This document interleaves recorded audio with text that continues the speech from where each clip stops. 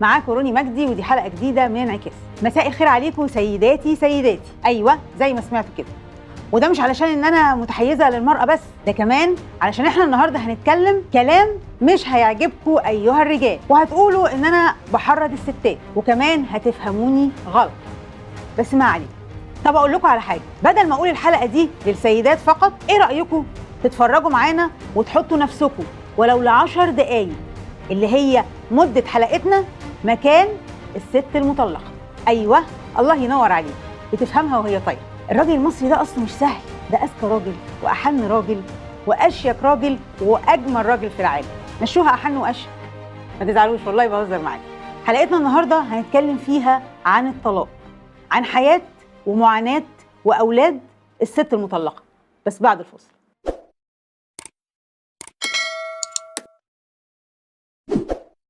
ورجعت لكم تاني، بس قبل ما نتكلم عن حياه الست بعد الطلاق، نتكلم الاول هي ازاي وصلت للطلاق. لا مش قصدي الاسباب، قصدي هي ازاي اخذت حريتها. هو انتوا فاكرين ان الراجل بيطلق بالساهل وبسلاسه كده؟ لا طبعا، ده لازم يفرج عليك الكوكب والكواكب المجاوره، لانك قررتي تسيبي سيد الرجاله زي ما مامته كانت دايما بتقوله، فلازم تدفعي الثمن، حتى وان كان سبب الطلاق انه سابك بتولدي وجاب صاحبتك في بيتك. اكتشفت بعد اسبوع بنتي انه كان جايب واحده من صاحباته، واكتشفت الكارثه وعملت وقتها مشكله. هنا كان اول بالنسبه لي طلب للطلاق. خد البنت وعندها 3 شهور يا رضوى، وانا لوحدي في البيت. قعدت اسبوع ما اشوفش بنتي وهي لسه بترضع. وانه يرفض يطلقك مش ده بس رد فعله، لانك اذا صممتي هيكون ليه شروط، واللي في الغالب انك تبريه، يعني تتنازلي عن المؤخر والنفقه والقايمه والنايمه وكل الكلام ده. ولو رفضتي هتتسيبي متعلقه، او هيتعمل معاكي احدث موضه في كتاب كيف تدمر زوجتك قبل الطلاق، وتفتري عليها وتظلمها. وواضح ان في ناس حافظه ومذاكره الكتاب ده قوي وبتطبقه عملي.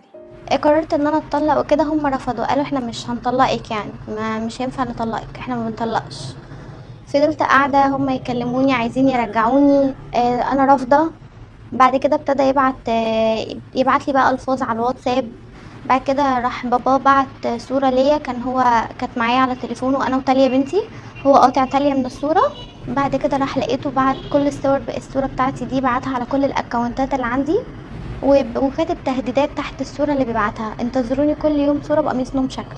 وبيهددني ان هو هيبعت الصورة في مقر شغلي، وهيتم يعني بيتم طباعة الصورة وهيتم توزيعها. لمجرد انها طلبت الطلاق تتفضح. انا مش هرد، انا هخلي الجميل رحمة الله عليه احمد زكي هو اللي يرد. السؤال: عمرك شفت سفالة اكتر من كده؟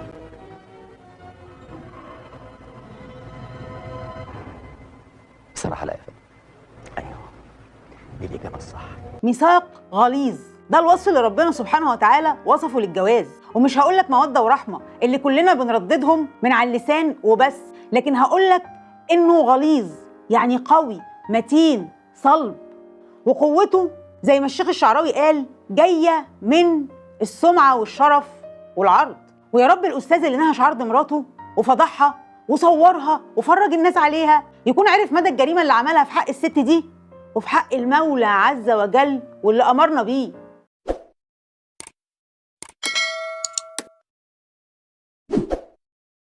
انت فاكر عزيزي الرجل في أي مكان صحرا كان أو بستان إن الست بتطلب الطلاق بالساهل كده؟ لا لا لا لا، ابسولوتلي. مش هكدب عليكي، زي اي ست انا مش عايزه بيتي يتخرب. عندي امل في ربنا، زي ما كنت بتفرج عليكي تقولي ادعوا قولوا، كنت بدعي ربنا، والله كنت بدعي ربنا. وجه عليا وقت قلت له يعني لو بتعمل اي حاجه تخلينا ما نكملش ما تعمل، مش عايزه اشوف، ربنا هو اللي هيحاسب. الست ما بتطلبش الطلاق غير لو جابت اخرها، وجابت ناس جابوا اخرهم كمان. انت عارف لو عندها امل 1% من اللي هو بتاع عيله كده عندها مريض على جهاز التنفس الصناعي بقاله 10 سنين واحتمال يفوق في السنه ال17، كانت استحملت. تخيل الصبر. لكن اي ست ما بتلجأش للطلاق الا علشان ما تعملش حاجه في نفسها او تمشي ومحدش يعرف لها طريق زي ما دايما بتهدد. وعلشان كده كلنا لاحظنا ان الست لما بتتطلق بتحلو. لا، هي مش مجرد انها بتحلو، هي كانت بتموت واتكتب لها عمر جديد. طيب لحد هنا اتطلقت وخلاص؟ يلا بقى من فضلكم اربطوا الأحزمة وتعالوا معايا عشان اخدكم في رحلة في حياة الست المطلقة بعد طلاقها بكام شهر كده.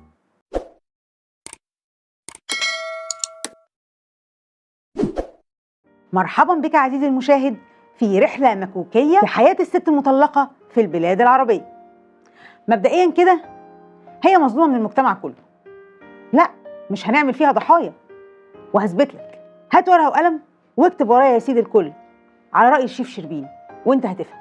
إذا فكرت تعيشي ولادها وتربيهم يتقال لها لما يكبروا هيرموكي، ارميهم لابوهم. وسبحان الله إذا رميتهم لابوهم يتقال لها انت أمي، انت عندك قلب، ست جحدة. طيب ولو فكرت تبدأ من جديد وتتجوز تاني وما اتقرصتش من الشوربة ومصممة ما تنفخش في الزبادي، ولو اتجوزت راجل متجوز يتقال عليها إنها خربت بيوت، ودي حقيقة. وإذا اتجوزت واحد ما اتجوزش قبل كده يتقال إنها يا عملت له عمل يا ضحكت عليه، مع إن أساساً العريس اللي ما اتجوزش قبل كده ده في الأغلب بيكون بيتجوزها علشان هي عروسة رخيصة ومش هتكلفه كتير. من يومين بالظبط حصلت عركة كبيرة جدا وخناقة كبيرة جدا وجدل واسع على السوشيال ميديا بسبب عروسة المولد، مش بسبب أسعار العروسة اللي هي كانت انطلاق أصلا الموضوع. التريقة كانت على سعر العروسة، إنها غالية وإنها سعرها عالي. فطلع علينا هذا الكاريكاتير أو هذه التريقة وهذه السخرية وهذا النقد على سعر العروسة، اللي الراجل بيسأل البياع العروسة بكام، فقال له ب 350. طب قام رد عليه وقال له انت عندكش واحدة مطلقة ب50؟ بجد النظرة دي للست المطلقة بتتبعها. وتخيل بقى تبقى مذبوحة ومش لاقية حتى صاحبة، لأن صاحبتها المتجوزة خايفة منها لو تخطف جوزها، فتعمل إيه؟ فتدور على واحدة في نفس ظروفها، فيتقال لها اتلم المتعوس على خيب الراجل. طب تعمل إيه؟ بس خلاص وجدناها، تنزل تشتغل وتشغل وقتها وتعيش وتحاول تلاقي مصدر دخل علشان المحامي وقضايا نفقة الولاد. يا سلام، والمجتمع هيسيبها في حالها؟ لا طبعا، هيقولوا عنها انها نازله تصطاد عريس. ده غير كمان ان في توقيت صيفي وتوقيت شتوي، لكن المطلقه ليها توقيت لوحدها ما ينفعش تتاخر عنه. انت عايز الناس تقول انها اتطلقت وماشيه على حل شعرها؟ لا تعليق بجد، لا تعليق.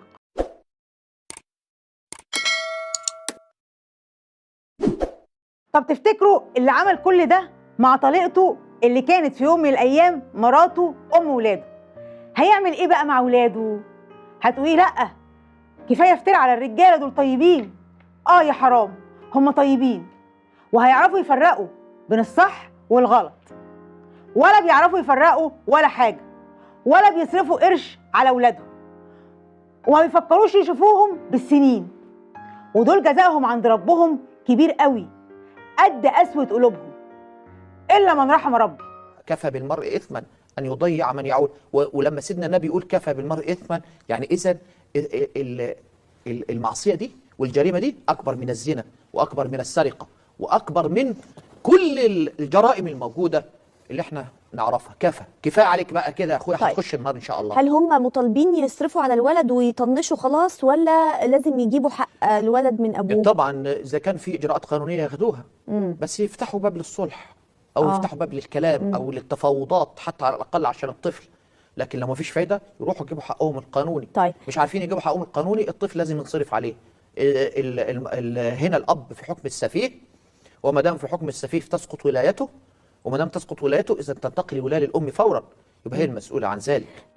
اوعى تخش النار عشان حد، أو علشان تاخد طارك من طليقتك تولع النار في نفسك وتظلمها.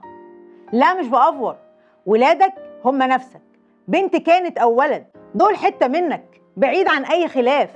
ومش بقولك ارحمهم، بقولك ارحم نفسك في كبرك وعجزك واعمل لبكرة. وعلشان تعمل لبكرة بلاش تعمل اوفر الذنوب وتاخد العرض كامل وتاكل حقوق ولادك وحقوقها اللي الشرع أمر بيها.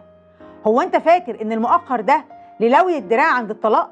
لا، المؤخر ده دين في رقبتك حتى إذا كانت مراتك على ذمتك لازم تسدده لها. ربنا عشان يعني يعلم تماما انه الست بتحب ان يكون لها ذمه ماليه منفصله، جعلني وجعلك نديها مهر صحيح. علشان نراعي حته ان هي ممكن تكون مش بتشتغل، وممكن يكون الدخل كله لمين؟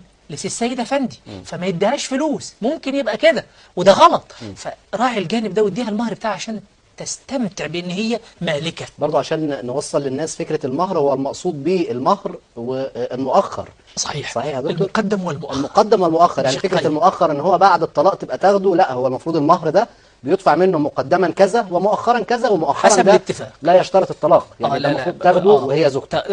الا لو هم اتفقوا ان هو ايه، او حطوا شرط في عقد بيحل باحد الاجلين، بالطلاق او الوفاه. لكن ما نظلمش الست، هي ممكن الست تتنازل، فان طبن لكم عن شيء منه نفسا فكلوه هنيئا مريئا. لكن لو ما طبتش نفسها وما سمحتش يبقى ده دين عليا لازم تاخده. وحتى لو الزوج مات لازم قبل تقسيم التركه نطلع المهر دين. بتاع الزوجه. يقول لك طب ما هتاخد ميراث حبيبي، ده حقها قبل الميراث، دي حاجه ودي حاجه، ده دين لازم تاخده. ومن الواجبات اللي يجب ان احنا نلتفت لها ان التركه قبل تقسيمها نطلع منها الايه؟ نطلع منها الديون، والمؤخر دين في عنق الزوج لزوجته. ومش عايز تسدد دينك لطليقتك، انت حر، حسابك عند ربنا. لكن ولادك اللي من لحمك ودمك بتتهرب من انك تصرف عليهم، ده بقى يبقى اسمه ايه؟ هنصطدم بحاجه، في ازواج بيتلعبوا قوي، بيروحوا يجيبوا مفردات مرتب مضروبه لو هم في شركات خاصه. أيوة. وبيتجنوا على الزوجه بان هم دخلهم مثلا 1000 جنيه وهم يكونوا اثرياء جدا. بالظبط. القانون برضه حللنا المشكله ديت قوي، بس لازم يبقى في وعي قانوني لبعض. يعني انا بقول للزوجه او الاسره اللي بيحصل مشاكل، ارجوكم اختاروا المحامي الصح. تقعد تختار وتدور على محامي كويس وتنسى ولادها وتنسى نفسها، وانت تضرب في ورق علشان تتهرب من مصاريف ولادك، ولو المحكمة حكمت لهم بجنيه تفضل تفاصل علشان تدفع ربع جنيه. اسفة ان اقولك انك لو عملت كده فانت مش راجل، وخسارة فيك الكلمة. والست اللي شقيانة على ولادها بشرف ارجل منك 200 مرة.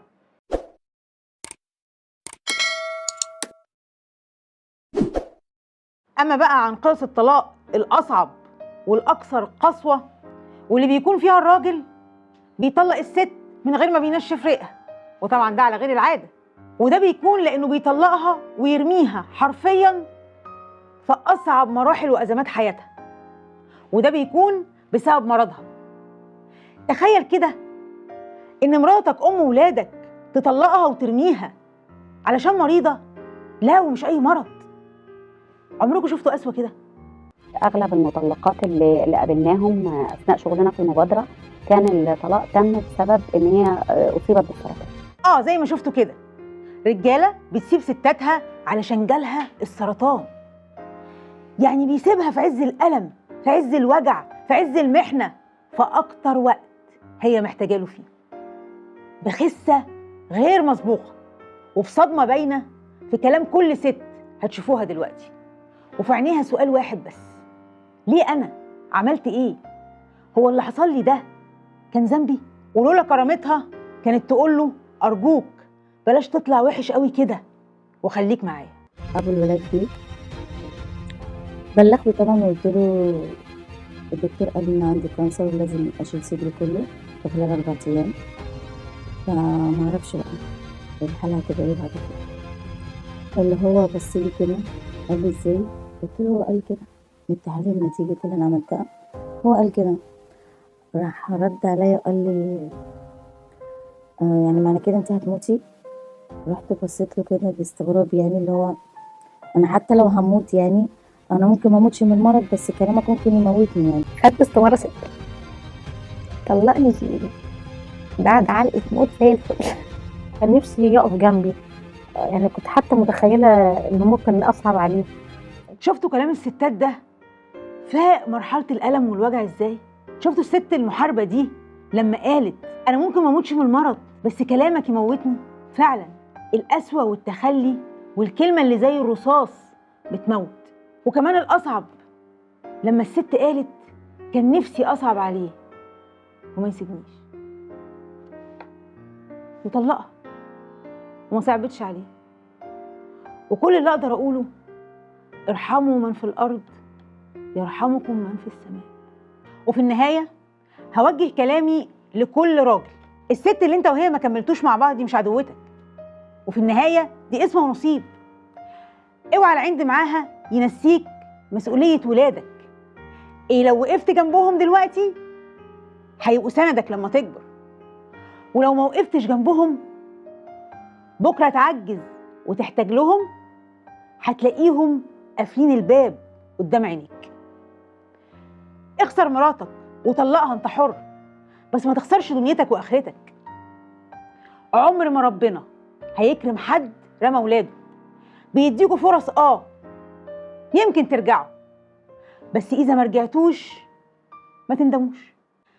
اذا عجبتكم الحلقه ما تنسوش تعملوا سبسكرايب ولايك وشير. السلام ختام. السلام عليكم.